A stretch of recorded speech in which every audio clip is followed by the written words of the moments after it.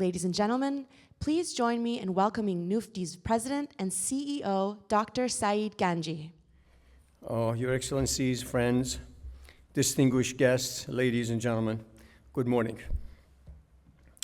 On behalf of our organization, it is my pleasure to welcome you to our third annual Iran conference. I would like to begin by extending my sincere thanks to our supporters, our speakers, and our esteemed Board of Directors and Advisory Council. Their invaluable input has been instrumental in making this event a reality. A special note of gratitude goes to our dedicated and tireless staff who have worked around the clock to ensure that everything runs seamlessly over the next few days.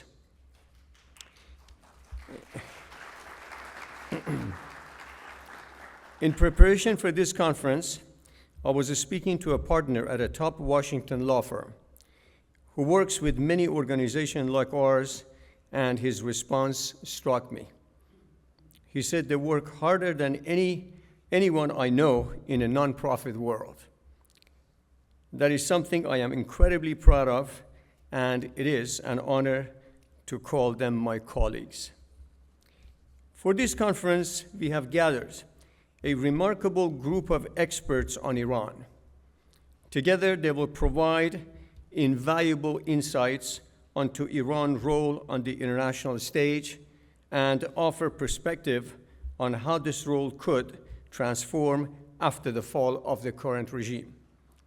My hope is that you will leave here with more than you arrived with: new ideas, fresh perspectives, and a renewed sense of purpose in this vital cause. For far too long, both Democratic and Republican administrations in the United States have sought to appease the Ayatollahs, hoping that diplomacy or concessions would lead to a change in behavior. But if this approach has failed in the last 45 years, what reasons do we have to believe it will succeed now? The truth is that the regime came to power under the banner of death to America and death to Israel slogans that are embedded in their ideology. These are not mere slogans. They are policies, and the regime will never abandon them. From the Guadeloupe summit back in 1979 to the JCPOA of 2015, to those who think they can reach a better deal with the Islamic Republic, most Western politicians have never truly understood the Islamic Republic, or perhaps they have been unwilling to understand it.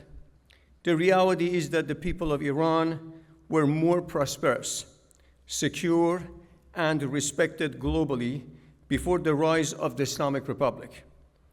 The same was the case for Iran's Arab neighbors in the Persian Gulf and for the West, for whom Iran was a true partner for peace and stability. And now, the younger generation ask their parents and grandparents a single burning question: why? In this conference, we're not here to address this why question. That is for the historians to debate. This conference instead has a more pressing question: what next?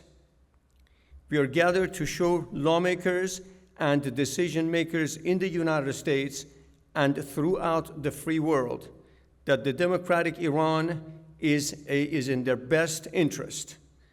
The time has come for them to support the Iranian people's demand for regime change, a demand shared by overwhelming majority of Iranians. Thank you.